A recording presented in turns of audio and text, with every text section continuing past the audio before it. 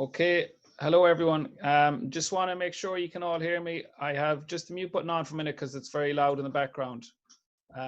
So I'd like to welcome everyone to our first workshop on Wednesday. And we're going to be running these over the next few weeks. The idea is to help businesses as much as possible. We know we have been through some very difficult times and we're going to be a long road ahead. I know I'm in the hospitality business, so I'll be waiting for a long time yet before I can open. So we just want to, over the next few weeks, help businesses as much as possible to see, to help businesses open, to comply with legislation. And like some businesses don't have different departments, I know myself, you know, you have to do everything. So, you know, to find out about HR, to find out about health and safety, these are just going to be a quick, probably less than an hour today, just to go through the procedures for opening. I just want to thank, first of all, I have to say a big thank you to Anne Conlon, who we wouldn't be here today without, in fairness to her. She's put a lot of work into this, and George from the Chamber office, and Bernard King as well from the Connacht Telegraph for Bernard Hughes from the Connacht Telegraph for promoting it so well. Thanks very much. So we have a chat box as well. So in the chat box, if you can put your name and the name of your company so we can give a shout out. And at the end of the three speakers, we'll be asking if you have any questions to put them in the chat box, just so we can run it smoothly. So we don't want any noise crossing over. So at least if the questions are in the chat box, we mightn't be able to get all the questions, but Anne is going to keep an eye on the questions. So I'm going to start first with Mairead Ludden, and she's going to give an overview of the COVID health and safety guidelines, and she's from Gmit. So firstly, Mairead, I'd like to thank you for coming here today, and I'll let you start your presentation. Thanks very much. I'll just unmute that. Ask you to unmute. Okay, Mairead, can you hear me? Yeah, thanks, John. And I'm just going to start sharing my screen. You can just let me know if you see it there. You probably can. Okay. Yeah, perfect. Okay, perfect. Okay. So you're all very welcome. As John said, yeah, I'm Mairead Ludden. I'm a civil engineer and I'm lecturing in Gmit. But I'm going to talk to you today about the health and safety aspects of COVID. And what I don't want to overwhelm anybody. What I'm going to do is I'm going to go through a few documents, basically from the HSA website. That those documents, you can see them just up along there on the bottom of the screen. They reflect the government.ie return to work safely. I will put a resource pack together after this, and I'll just have everything just fairly well contained, so you can go through it yourself. This is just a quick sweep through. You won't get it all unless you're well on top of your health and safety. But so let's start. And I'll leave it at that, it's okay. This is the HSA website, and I wouldn't be afraid of the HSA inspectors. They are on the ground. They have done over 1,000 inspections in the last 2 weeks. And they're there to assist, really, and you will learn from a HSA inspector. So if you're doing something, I wouldn't be a bit afraid of a HSA inspector coming along, because they are there to assist and to give information. That's their remit. They do have the enforcement remit as well, but you know, generally it's assist and give guidance. So they have taken the return to work safely protocol. You can see it there on their website, and they have deducted out of it, I suppose, or distilled it into templates and checklists. Now, where does this fit in the whole health and safety thing? It fits into your safety statement, and every employer must have a safety statement. And the safety statement is based on risk assessments. And one of the things about a risk assessment is that it must be written down. So you'll have your risk assessments for manual handling, for working with machinery, for working with, I just see ATEX there, bullying, whatever tasks or whatever you're carrying out in your workplace, you will have your risk assessments. And that was breezy there, wasn't it? I would suggest that you review your safety statement, but really you're going to have to rewrite your safety statement with COVID in mind, really, with the whatever you're going to do for COVID. So we're talking about preventing in health and safety. The main thrust is on preventing of accidents and ill health, and here we're talking about preventing COVID-19, and this is a killer. This bug is a killer. It will kill. So it's like having, for example, a machine, an unseen machine, a killer machine going around your workplace or around your site. At least with a forklift, we put in control measures. We train the driver. We have routes of that it can use, and say we maintain it and so on. So we just have to put in control measures to prevent transmission of the infection for COVID. Sorry, Marie, can I just pause you just for a second? There's a little problem maybe with the screen that they can't see the slides as clear. Can you go into the slide share?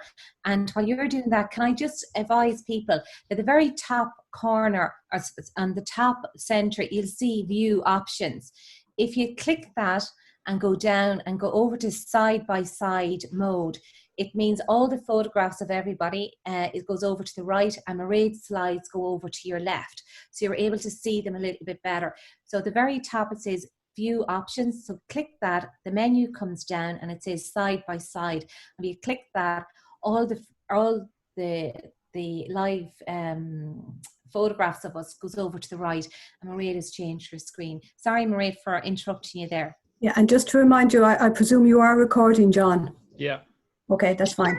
Great, thank you. Okay, thanks. Just let everyone know we will be recording just the speakers and not the people that are participating. Okay.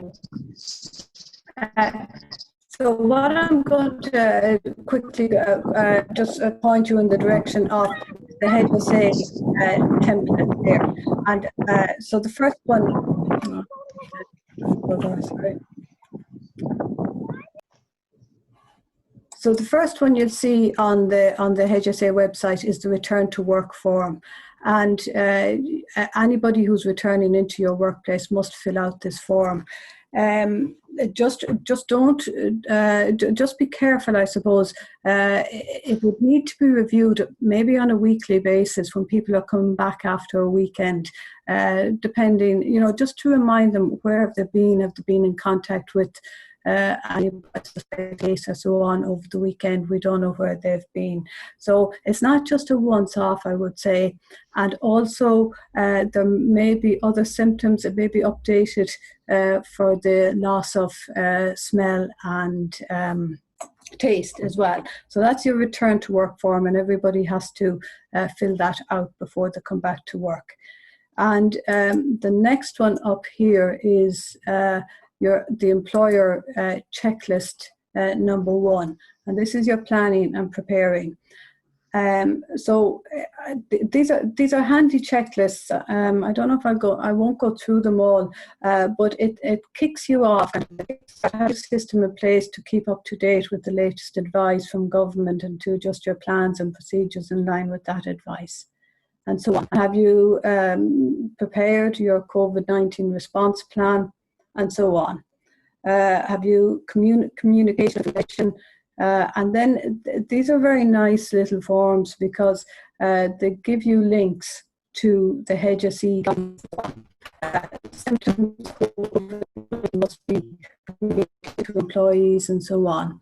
So that's the first checklist, and if you go through that, it's asking you a lot of questions about your workplace, what you're doing, and so on.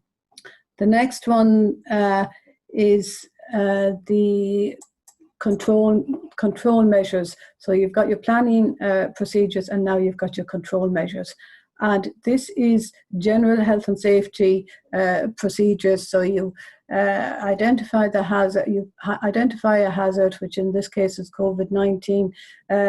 You planning and preventative measures. First of all, try to avoid it. If people can work from home, let them work from home and make arrangements for that. And remember, you have to look at the hazards and put procedures in place for people working remotely as well.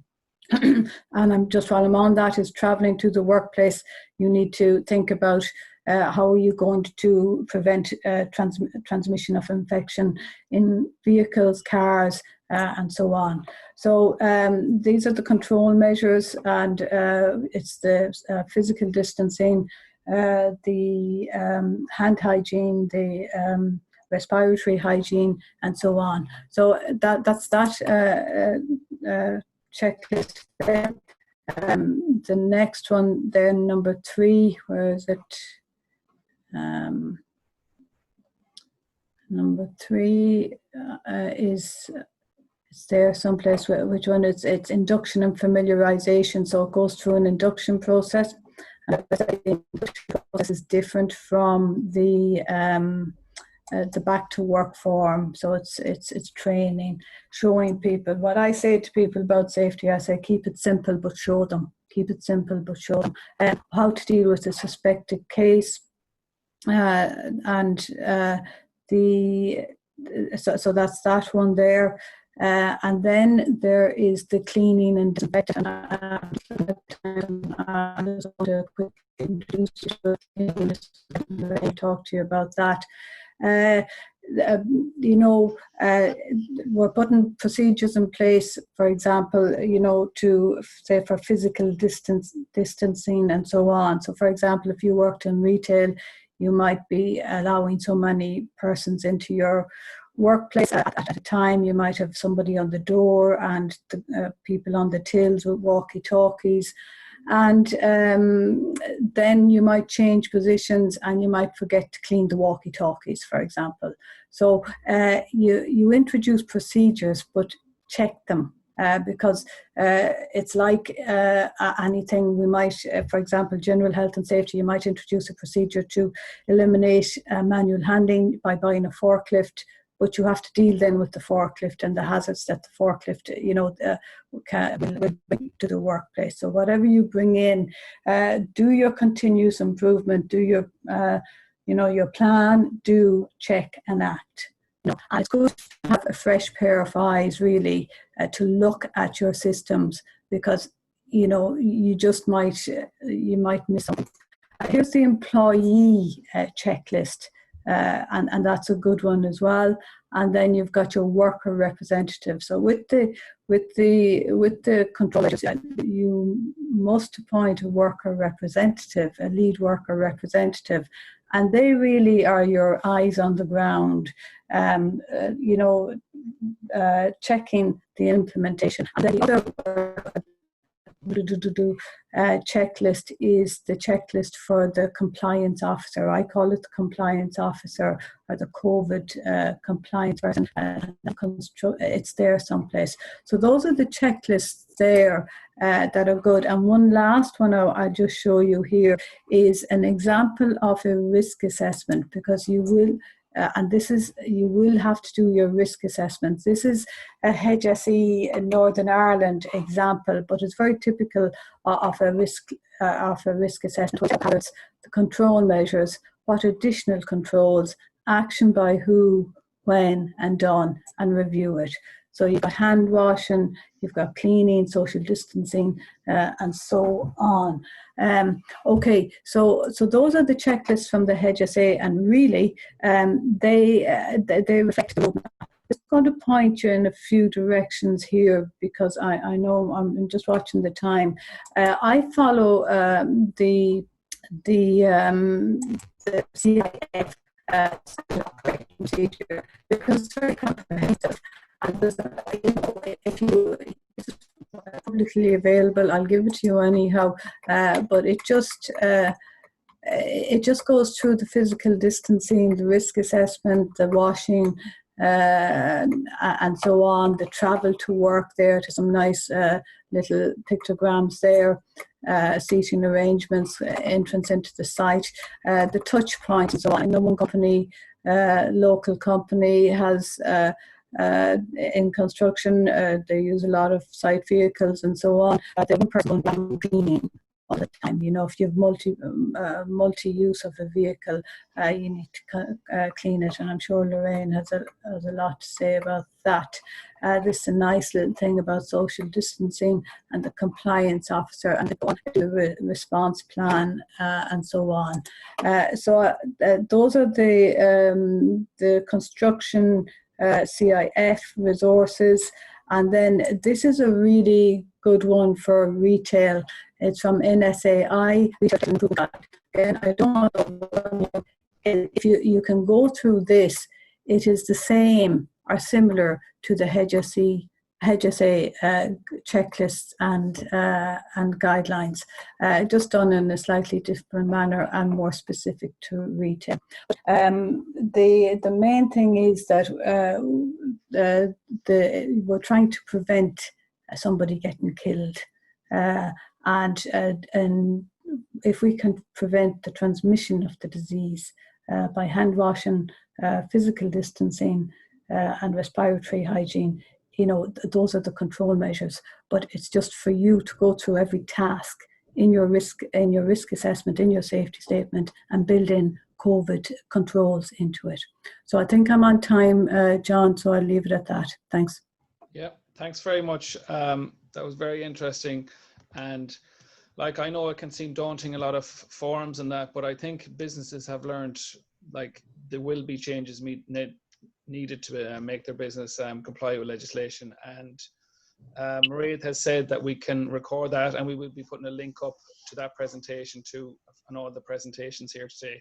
So at any time you'll be able to go in and look back again. And it's just to let people know that there's help out there. Like, even if you want to email the chamber, like it's networking, it's talking to other business owners. I've talked to business owners through the last few weeks, and it's great to know that they have the same problems as you, or there's help out there. So just, you need to talk up. And even we've been meeting with Leo and Elaine in the last few weeks with the other chambers. And again, just trying to find out as much as possible. We've done a survey in Castlebar to see what the businesses need to help as much as possible. And I think if we do just stick together and help one another out, there is great help out there, and we just need to ask. And if you ask, we will answer. So our next speaker today is Lorraine. And Mairead, thanks very much for that presentation. It was really interesting, and I appreciate your time. Lorraine is going to talk to us, I suppose, on the more practical side of things. She's in the cleaning corporation, and so their business is going in actually cleaning businesses. I'm going to let her talk about it. And hello, Lorraine, and thanks a million for doing this again. Thanks. Now I have you. Okay, how did I get it right? Okay. Hi everybody, my name's Lorraine Hall. I'm from the Cleaning Corporation. We're a contract cleaning business based in Castlebar. We've been working in contract cleaning for the last 25 years in Mayo and the Connacht region, and our clients are both in the public and private sector, including the HSE, general public sector offices, healthcare, manufacturing, schools, and various other commercial offices, including some retail. My husband John is the technical cleaning expert and has been trained in contamination control and done many refresher courses over the years. And I'm sure you'll all remember back what is actually 17 years ago, when we had the SARS pandemic from 2002 to 2004. Not to the same extent due to the very high contagion rate and high death rate of COVID-19. So what is COVID-19? So CO for corona, V for virus, D for disease, is COVID-19. How does it spread, and how can we help stop the spread? So I'll be talking to you about cleaning primarily, but I will be just recapping on the next couple of slides on things that Mairead has discussed with you. So the government roadmap is a 5-phase timeline for the reopening of Irish society.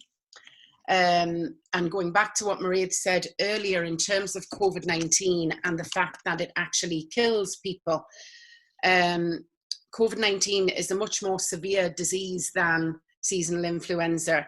The death rate for flu is less than 1%, and at the moment, the global reported death rate for COVID-19 is about 3.4%.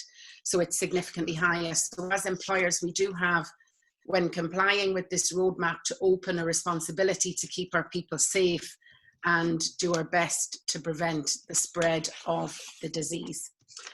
So in the 5 phases to returning to the economy, our society, and back to what will become our new normal, those responsibilities lie with everybody.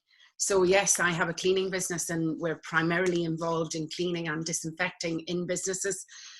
Don't be afraid to say to people that the return to work protocol very clearly states that cleaning of your own area is everybody's responsibility.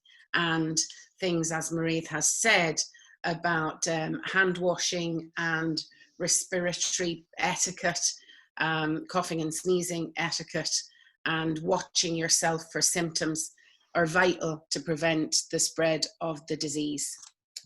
So the government roadmap there outlines 5 dates, 5 key dates. Hopefully we can stay within those dates and meet all of those goals, and businesses will reopen as planned. The return to work safely protocol and the link is up there for the government website. The first thing you're looking at is develop and or update a COVID-19 response plan. Appointing a worker representative or a COVID-19 lead, like Mairead said, your pre-return to work checks and requirements. Now, Mairead also showed you a form for people to fill in prior to returning to work. We're actually issuing an employee self-declaration every 2 weeks. So for us, that goes out by email. It's an electronic form, and the employee can then submit it back to us. There's a website, you'll see a link there called jotform.com. My health and safety consultant basically gave me a template. You pre-populate the email address that you want the form to come back to, and it's very easy. You don't need to get bogged down with it. You just email that form out to all of your employees that are working, and ask them to return it to you every 2 weeks. It's a questionnaire very much along the lines of the pre-return to work checks, but it means that you're keeping a constant review of the people that are working for you in terms of their symptoms. So that's definitely worth looking at, and the jotform.com is a free form. It's a free electronic form, and it's an ideal way of communicating with your employees if, like us, your employees are based at numerous sites and they're not all based in one office. Absolutely nothing to stop you issuing the form manually and getting it back manually if you're all working in the one location, and that's easy for you to do. But with the fact that a lot of people are working at home or are working at home some of the time, or people may be working remotely or on the road, the electronic form is an ideal way of ensuring that it's issued to the employee and an ideal way for you to get it back. So that's jotform.com. Providing training and information to employees. We elected to do the coronavirus safety training online with our current training provider, who put an coronavirus induction and safety training course online. And that all these responsibilities in the return to work safety protocol are a must. So they're not a maybe or I'll think about it, they're a must. So these are things that you must do with your people. So providing training and information to employees. Now, a lot of what's contained in the training is in line with the government issued guidelines. That's things like proper hand washing, social distancing, sneezing and coughing etiquette, but it also provides a wealth of information and installs the importance to people of not becoming complacent. So the training is essential for people prior to going back to work. The next point there, implement adequate prevention and control measures. So just to give you some examples of the control measures that we have seen in some of our client buildings. So splitting and changing shift times if you can, allowing people maybe to work shifts that they didn't work before, to break up the crowd of people and enhance social distancing in your premises. Working at home some days, one-way systems for entrance and exits throughout buildings, sticking to one side of the corridor to prevent bumping into each other, hand sanitizing stations at the entrance and exits of your buildings, have a separate entrance and exit where possible, no signing in, so no guest book. If you do find that you're in a place that you have to sign in, make sure you bring and use your own pen. Sanitizing and disinfecting materials for staff for their own workspace. So ensure your people have adequate supplies of things like alcohol wipes, hand sanitizer, so they can clean their telephone, mouse, keypad and monitor before and after every use. We are also encouraging, hot desking was a very popular thing that had come in where there was nothing on a desk and you could literally sit at a desk that was vacant. We're encouraging people not to continue hot desking, to use the same desk and to clean all of the equipment or the tabletop if the desk is empty before and after every use. So if you use an area, clean it before, clean it after. And ensure obviously that employees have got correct sanitizing and disinfecting materials to do that. And we'll talk a little bit more about what's appropriate for cleaning in a few minutes. PPE is required to ensure that your staff feel safe. So if an employee is happier wearing a mask, even if a mask isn't a requirement for your building, then to issue them with that mask if it makes them less anxious and more comfortable. Just to be aware of that. If you're installing additional hand washing facilities, we generally are recommending to go with paper towels rather than the use of air dryers at the stations to reduce the spread of droplets in the air through an air dryer. This seems to be quite common, that more people are going with or back to hand towels. The list of items seems endless, but remember you need to select from the Return to Work Safety Protocol what you feel is appropriate and right for your business. So ensure that you're complying at all times with the minimum requirements and going beyond them where you can. Again, in terms of hand washing, there's been lots of questions about whether or not you need to use an antibacterial soap. An antibacterial soap isn't necessary. Any good hand soap it's the friction and of the proper hand washing that will break down the encapsulated virus. It doesn't have to be an antibacterial soap because it is not a bacteria that we're dealing with, it's a virus. So as long as you have soap and hand washing facilities, and again, if people are using hand sanitizer, to ensure in their induction and their training that they're shown how to use hand sanitizer properly. People avoid complacency, sprinkle on a little bit of hand sanitizer and away you go. It's really important to follow a similar process with the hand sanitizer to ensure that you're getting all 5 digits between the fingers and up around the wrist. All right. Provide supports for employees. There needs to be a procedure in place if a person presents with symptoms in the workplace. Hopefully testing results will now be issued much more quickly. I believe it's really important that the person knows that they're positive and that the employer would know that the person tests positive. But if everybody, like I suppose we've been hearing all along from the government, behaves like they have the virus, this will definitely help to reduce the spread. So providing supports for employees and keeping them up to date with government guidelines and protocols. And like Mairead said earlier, these will be constantly changing. And as an employer, you have a responsibility to issue that information out to your employees.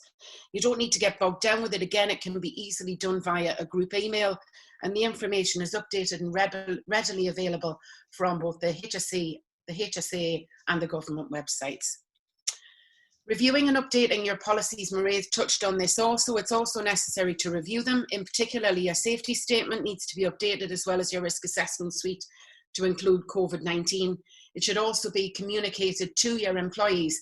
So there's no point in you as an employer updating your safety statement, putting in your risk assessment, having everything right and ticking the boxes if you don't inform your people.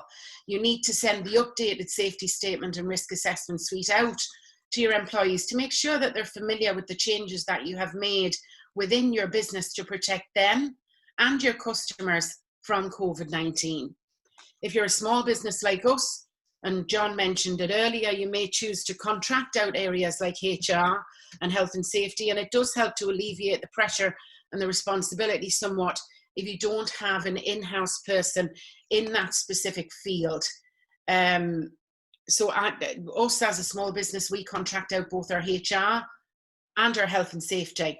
On the ground, yes, we have people that will represent us internally for health and safety, but to make sure that everything is right and compliant, absolutely no harm in contracting it out as a small business, and it can be done very cost effectively. Everybody see the slides okay? Yeah. Slide 5 now, we're coming into the cleaning aspect of things. And I suppose the first thing I want to talk is about the European Centre for Disease Prevention and Control. So the ECDC is based in Stockholm, and within the Return to Work Safety Protocol, in the back of that document, you'll find reference to this technical report dated March 2020, which talks about cleaning procedures in both healthcare, non-healthcare and general settings, in contaminated areas and non-contaminated areas. So it's covering a huge range of aspects for people, and a very good document to refer to if you're doing your own cleaning. It's also the document that we are working within. So I picked out a few tidbits from it to share with you today, but I would suggest if you look at the link there, it's very easy to find ECDC technical report, or even go into the Return to Work protocol and you will find that document. But I just picked up out some things that I thought may interest you today. For example, when cleaning a premises that's attended by the public, they recommend that you have 2 separate lots of equipment, a set of equipment that you use in your public areas and a set of equipment that would be dedicated for employees. Frequently touched surfaces should be cleaned at least daily, but if wherever possible, more frequently. And the examples of those surfaces that I hope, and I'm sure that everybody's very familiar with them now, are things like doorknobs, light switches, armrests, tabletops, keyboards, light switches, electric sockets, water taps, lift buttons. Anything where there's regular touch contact needs to be cleaned, and then it needs to be disinfected. So cleaning, your regular cleaning, removal of dust, will of course leave the area clean. The difference with the disinfectant is that you're using a detergent that's virucidal, or recommended in line with the guidelines for killing the virus where possible, or removing it. Now, at the moment, lots of different chemicals are being tested for European licensing for cleaning for COVID-19, but they're treating it very much like other coronavirus that we have had in the past. And those you will see mentioned in the table I will show you in a while, of what we believe and what it's saying is appropriate for cleaning. So it does say for general surfaces that the use of a neutral detergent for cleaning services where there is no suspected case of COVID-19 is acceptable. So don't get panicked looking for alcohol and using bleach. Bleach is mentioned in its chemical name. I'll go into that in a while. It can often bring more problems than it can solve through damaging of clothing, damaging of surfaces. Anybody who's used bleach before, as a business, we don't really use bleach much at all, because there are other products available that will do equally as good as job, and I'll show them to you in the protocol table in a moment. Okay, so just a few more things here. The cleaning of public toilets, bathrooms, sink and sanitary facilities. When it talks about sodium hypochlorite, that's bleach, all right? But it also says other licensed virucidal cleaning agents. So it's definitely worth looking at sourcing a licensed virucidal cleaning agent that you can use for COVID-19 that isn't bleach. If you want to use bleach, that's fine, but as I said, it does come with its problems, all right? Staff engaged in cleaning should obviously have a set of PPE. If they're cleaning in general areas where there's no suspected COVID-19 cases, the uniform requirement is gloves and a uniform. All right. As I said to you earlier, if they're more comfortable wearing a mask, then you should issue the employee with a mask. The cleaning materials should be cleaned at the end of every cleaning session. Hand hygiene should be performed each time PPE such as gloves are removed. And your waste material should be placed in the unsorted garbage and kept for 72 hours. All of that is outlined in the protocol. I hope that you can see this table, and I'm going to ask you to look at column 3, general settings. So looking at surfaces, S is suggested and O is optional. So general surfaces, thank you. Neutral detergent is suggested for cleaning general surfaces. So a good quality neutral cleaning detergent. In toilets, they're a virucidal disinfectant or a 0.1% sodium hydrochloride, which is your bleach. All right. But as I say, my recommendation would be a virucidal disinfectant. All right. For cleaning equipment, and this is specifically talking about your cloths, we're generally recommending the use of disposable wipes for contamination control and for disposal for disinfecting.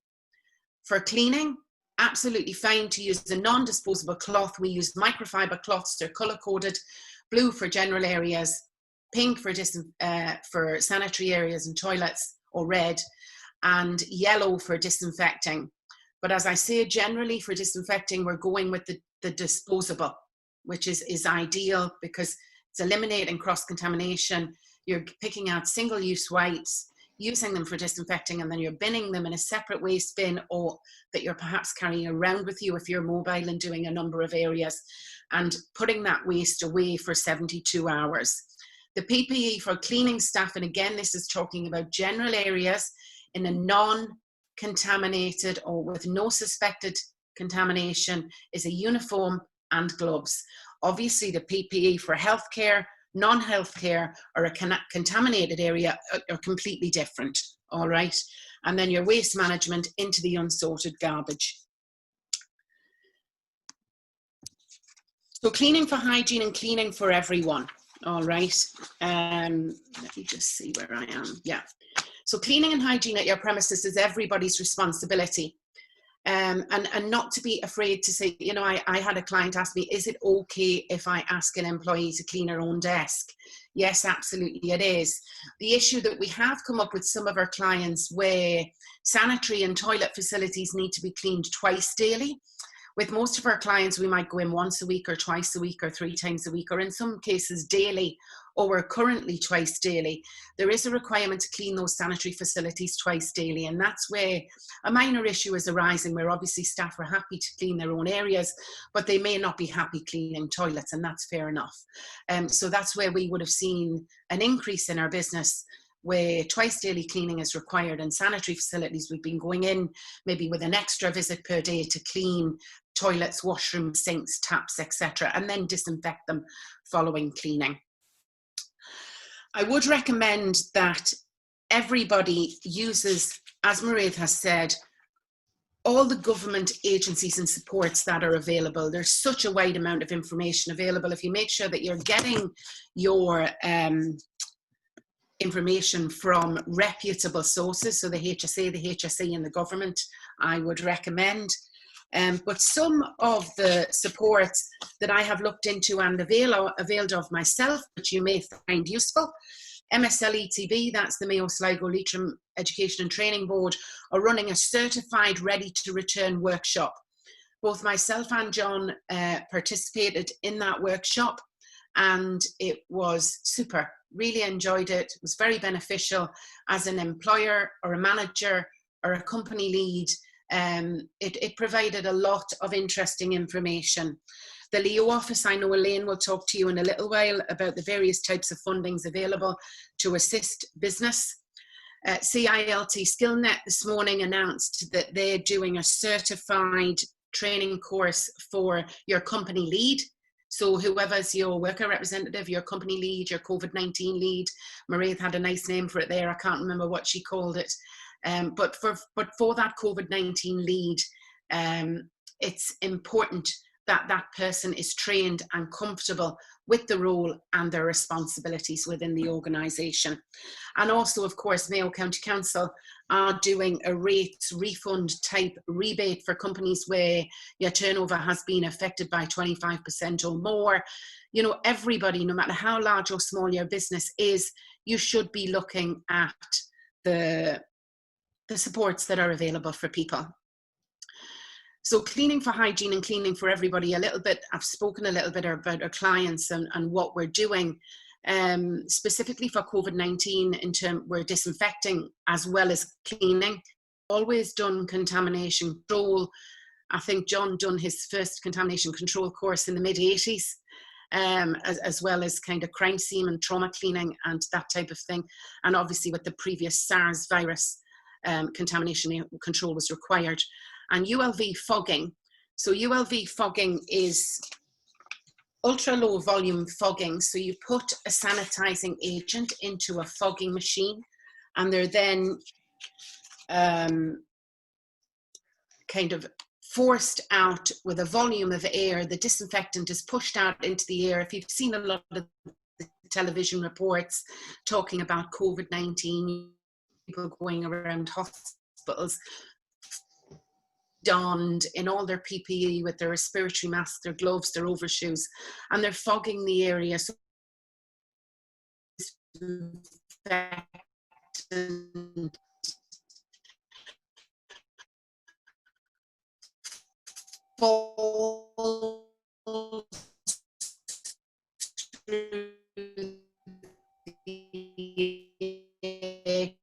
creates a carrying ULV fogging or disinfecting if an area is not clean. So you have to get rid of the dust and the dirt in order for the disinfectant to do its work. If it sits on top of dirt, then it's not disinfecting. That's why you must clean before you disinfect, all right? Other services that we provide are carpet and upholstery cleaning, window cleaning, floor maintenance, renovation, janitorial supplies, and technical support and advice. We've always listed technical support and advice as part of our services, and we're here to give anybody any technical support or advice that they need in respect of the ECDC protocol for cleaning and returning to work, chemical to use, what products buy, and what people think they need to do to get back to it. If I can, what ULV fogging is and how it works. Is everybody seeing that? Are you seeing that? You might need to do this, Joe, because my screen's black. Are you seeing that, Anne? No. Okay. Okay. Ger, would you go in there with the video? We're going to finish off with the video. Ger's going to put it on for you now in a second. He has it. But if anybody wants any further information on anything that I've discussed with you today, I'm available at the email address and website that's there online. By phone, we're on Facebook and Instagram. I'm also on LinkedIn. And we're obviously here in Castlebar to give you all the support and help that you need. So we'll finish off with the video of the ULV fogging. Thank you very much for your time, everybody. I hope that you learned something and found the presentation informative. And again, as I say, for any technical help, support or advice, the Cleaning Corporation and myself or John are here to assist any local businesses in any way that we can. Thank you.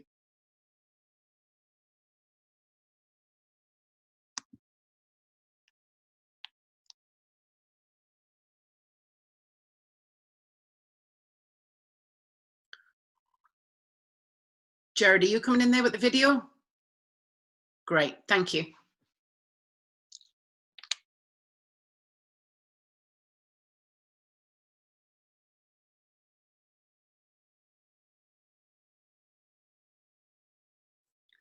So basically, when you're doing ULV fogging, you've got to fully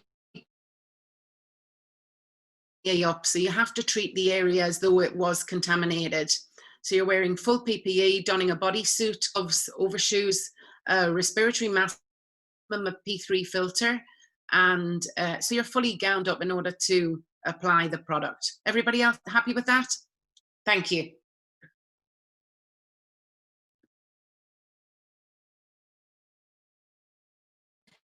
John, you need to turn on your You mic. need to unmute John.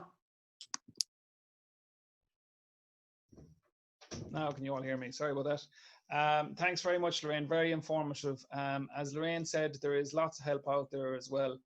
And our next speaker is Elaine Moyles from the LEO, our local enterprise office, who's offering great support to business as well. So I'm going to let Elaine run through. Before I could introduce Elaine, I just want to remind you that the chat box is there if you want to ask any questions. We'll be answering questions after this, and just give your name and what business you're in, and Colin is keeping an eye on that. And after Elaine speaks, we'll be going through a couple of questions. So we'll be keeping it short enough because we're running a bit late on time. So I'll introduce Elaine Moyles from our local enterprise office. Thanks, Elaine. Hi, John. Can you hear me okay? Yeah, all good. Perfect. I'll just share my screen now with you so I can pop up my presentation, and then I'll get started. Can you see the presentation as well? Yes. Yeah. Perfect. Okay, great. Well, firstly, thank you to the Castlebar Chamber of Commerce for having Local Enterprise Office Mayo on this call today and talking about these issues. Secondly, as well, just to say to Lorraine and Mairead that thank you for such a comprehensive and practical guide to the issues that we know from the clients coming in is causing quite a lot of anxiety and confusion around what to do, what practically to implement, etc. So I just have to say it's actually really, really interesting to get such a practical step-by-step process for that, and something that we will certainly reiterate to our wider cohort of clients as well. So what I will do is I'll go through quite quickly because some of you may be aware of these supports, and I will try and focus on the most prevalent ones that I would think you would be more interested in speaking about. And anybody at all that wants to follow up with me directly afterwards, made to speak on a confidential basis, please do, and we can arrange a follow-up call. So I don't need to tell anybody on this call at the moment that we're in extraordinary times. You're all probably going through quite a state of transition in your businesses. Throughout the past couple of months for the LEO, we've been dealing with all sectors, and mostly it's pretty much across the board quite a difficult time for all businesses. The main issues that we're coming across is understandably cash flow, concerns around HR and especially returning to work, ICT, how do you implement a remote working policy, and even just how do you set up a website, safe working environment and bringing people back into that space again, which is something that Lorraine went through in a lot of detail about making sure that you're ticking those boxes and keeping your environment as safe as it can be. And of course, stock and supply chain, things that were always there as a concern. Brexit, being prepared for it, has helped somewhat with the agencies in the fact that we have been preparing for a shock to the economy for a period of time. However, I don't think anybody could have foreseen or prepared for this level of disruption in such a short space of time. The variations within the sectors obviously fluctuate, quite different from manufacturing to retail to tourism, but one thing is for sure, there is change and there is a need for quite a lot of businesses to pivot in such a short space of time. So I think that was the biggest shock initially, was just how quick and then how quickly you needed to implement a new process. And then even though we know the phases that we're going through, it's still tough for businesses. It feels like there's another thing and another challenge and another challenge. So hopefully the LEO can still be that first stop shop to help with those continuous challenges and hopefully some opportunities as well that might come out of this. So we are the first stop shop for anybody that's thinking of setting up a business, which plenty of people would be in the current climate, perhaps seeing an opportunity, and anybody that's in business at the moment that needs some help and assistance. What's most prevalent is obviously free COVID mentoring. We can help on a multitude of topics.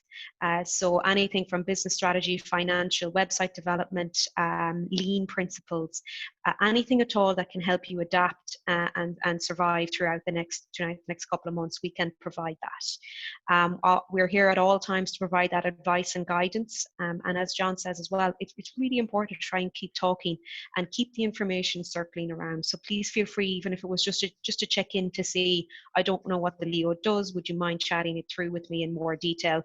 Please feel free to call our line. I'll pass on the contact details at the end. All of our training courses and webinars are free, and they're available to book online at the moment. And we have quite an extensive list that actually went up a couple of days ago. It's very popular, so they're already filling up. So I'd suggest to take a look at that on localenterprise.ie/Mayo. Another very popular support is the Trading Online Voucher Scheme, which I'll go into further detail, and the Microfinance Ireland loan funding. So these are some of the key areas that we focus on for our mentoring, just to recap. And anything at all that you may feel like you need a specialist consultant's help with, get in contact with us. And if we don't have them available on our panel, we'll try and see if we can source them somewhere else, either via the Enterprise Ireland panel or further afield. Some of the training courses that are quite popular at the moment is how to build your own e-commerce website. Very, very important for people now is to try and get some revenue coming in some form, and online is the safest method. Using social media to promote your business was always very popular, and even more so at the moment. From a practical perspective, everybody needs to look at their financial planning for their business, get their cash flow projections in order, scenario plan as well for different levels of trading when you do start to return. Maybe it's 30, 60, 70%, going back to those levels until to see how much turnover you may have and can you cover bills, etc. Another key area that we've focused on and we will start to expand upon over the next couple of months is how to organize your workplace for productivity, including COVID guidelines. So it's a mixture of the lean principles that we've always been very strong on promoting, but incorporating COVID-19 issues as well. And as we try and get back to that place where we can have consultants going into premises safely, that will be something that we will look at for the remainder of the year too. Physical distancing, designing your business for that, and reopening your business after COVID-19 health and safety issues. So please do check out the website there. And actually just following up on what Lorraine said, there's some great resources as well through MSLETB. I think they actually had an infection control and prevention course also, which was helpful for anybody that really wants to get in depth there about understanding how to minimize infection in the workplace. So the Trading Online Voucher, basically it's a grant funding to help you establish an e-commerce presence and increase your digital marketing activities online. It's increased from, the match funding has increased from 50% to 90%. So technically you're putting in 10% of the overall cost. And then second applications can be received too. So if you've applied before, technically you wouldn't have been able to apply again, but that has been scrapped up until September. We are experiencing quite a significant demand for that support at the moment. So our turnaround time is a little bit slower, but hopefully we hope to clear any backlog by mid next week too. Another support that might be of interest going forward, because what we hear from an awful lot of businesses is it kind of feels like we're starting again. So it nearly to try and take that step back and think strategically again about the business and where the business wants to go. We would have a range of mentors who are entrepreneurs, senior business experts, people that would have ran quite large companies in the county and want to give back of their time for free. So that kind of coaching element of nearly trying to help you figure out where you want to take the business over the next few years is also another type of support that we may not be as well known as our traditional mentoring, but it's just as relevant over the next few months as you start to rethink the space that you're in or the type of product offering or service offering that you have. The Microfinance Ireland loan scheme is loans from £5,000 to £50,000 to help with either cash flow issues, capital issues, just to try and keep the business up and running for the next while. The first 6 months are interest free and zero repayments, and it's at a reduced interest rate of 4.5% APR. If you come to ourselves in the Leo direct applications is 5.5%. It would be quite popular at the moment too. Quite a significant demand, but once again, the program has been expanded by Minister Humphreys today, so hopefully there'll be more loans going through Microfinance Ireland soon. So the Restart grant will also be of interest. That was launched about 2 weeks ago. Effectively, it's a way for you to recoup or receive grant aid of between €2,000 and €10,000 based on your 2019 rates demand. So you would need to have a loss of turnover of 25% up until the 30th of June, and that you would be committed to reopening and re-employing staff if they had to be on a wage subsidy scheme or the temporary wage subsidy schemes. The process is pretty simple. It's online. You can visit mayo.ie/restart fund. What I would probably suggest is to have the letter, the commercial rates letter you would have gotten in 2019 for your information that you need to log on to it and submit your request for recouping the costs. A bit of confusion seems to be around this scheme is the minimum €2,000. So if you only paid, let's say, €1,000 commercial rates in 2019, you'll be automatically bumped up to 2,000. So it's a minimum setting that is trying to help the micro businesses in particular, just to receive a little bit of extra funding in that regard. So it's for liquidity and it can be spent on anything. So if that needs to be covering your bills for the past couple of months, or to implement new health and safety procedures, or expanded cleaning operations, as Lorraine outlined, that those are some of the sources of funding that could be used for that. Some other quick, just some other resources that's out there that might be of help too. The Strategic Banking Corporation of Ireland is an alternative loan funding source.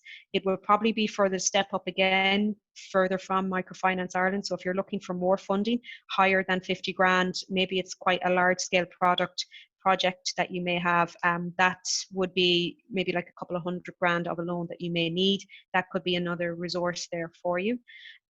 Just quickly as well, the Rural Enterprise SkillNet. So SkillNet has various different types of groupings and network groups.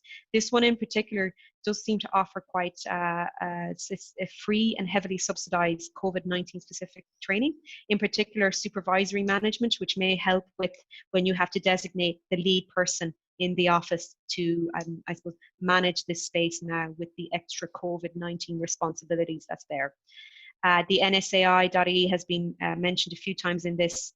That's where most of the information and helpline and guidance is given for all of these extra requirements.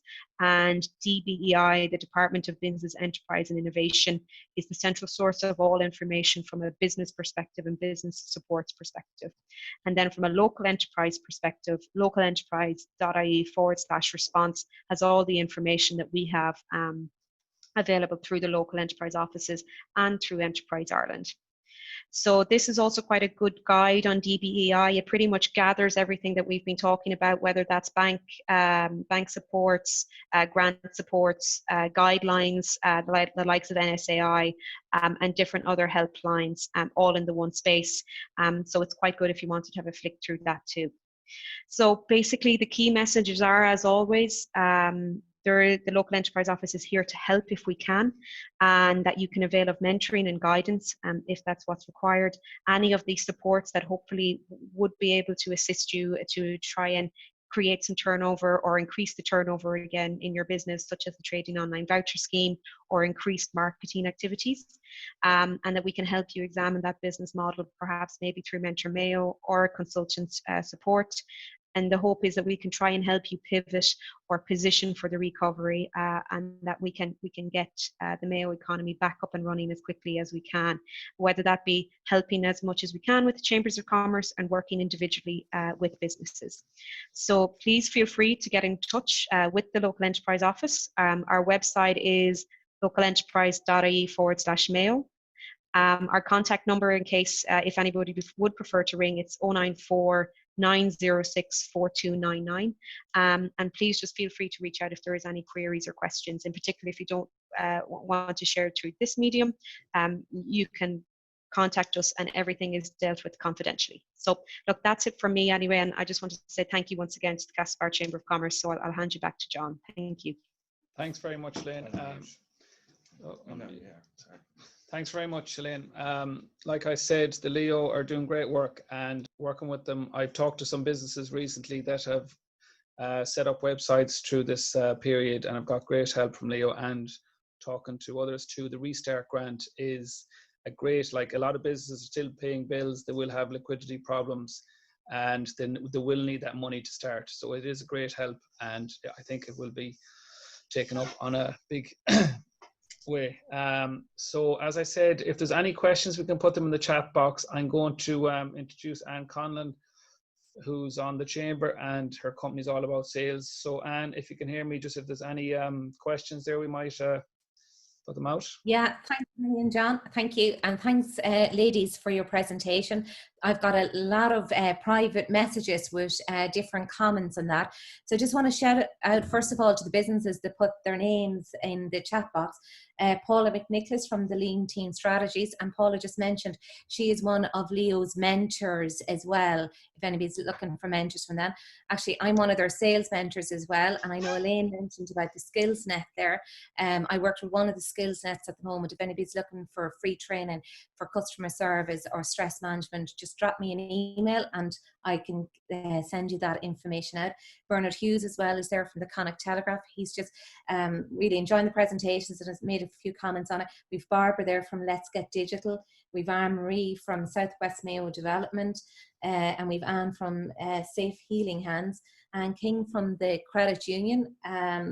And Anne is just checking with Mairead there about the documents. She said they're absolutely brilliant, and hopefully you'll be able to send them out later. I think you mentioned that earlier on, Mairead. Brilliant. Yeah. Great. And Claude as well has made a few comments there, and Laura from Eden Wellness. And some really great practical advice. Overall, I think the comments are that it's been really practical, especially yours, Lorraine, given some really great advice to the local businesses, and to Mairead for the theory based on it. And also some comments have come in now to me privately about Elaine, some really great information, and they're going to contact you directly, Elaine, in relation to that, between some course and mentoring and that. So overall, it's been really, really positive in the chat line and coming over here. So I'd love to thank the three ladies and yourself, John, for hosting the event. Oops, I've just got another one in. Yeah, just saying thanks very much. Thank you. Lovely. Thanks very much, Anne. And again, thanks for all your work in helping with today. Again, I want to just thank all the speakers. As we said, it's been very informative. And I think, as I said, businesses will need as much help as possible. And we're going to put a link. We'll probably do a YouTube video with the videos we have today. But any questions, you can email us on chamber@castlebar.ie. And if there's anyone you want to get in contact with, feel free. And any questions, if you want to meet people, just sit down for a social distance coffee or a Zoom call, no problem. Next week, same time, we're going to do a Zoom call on HR, another topic that is big at the moment, starting back to work. So we also have Claude Gerty, who's agreed to do part of that presentation, and we'll confirm another speaker tomorrow. So again, we have a survey out there as well at the moment, so we'd love you to fill out the survey so we know what businesses need and want as we're going along.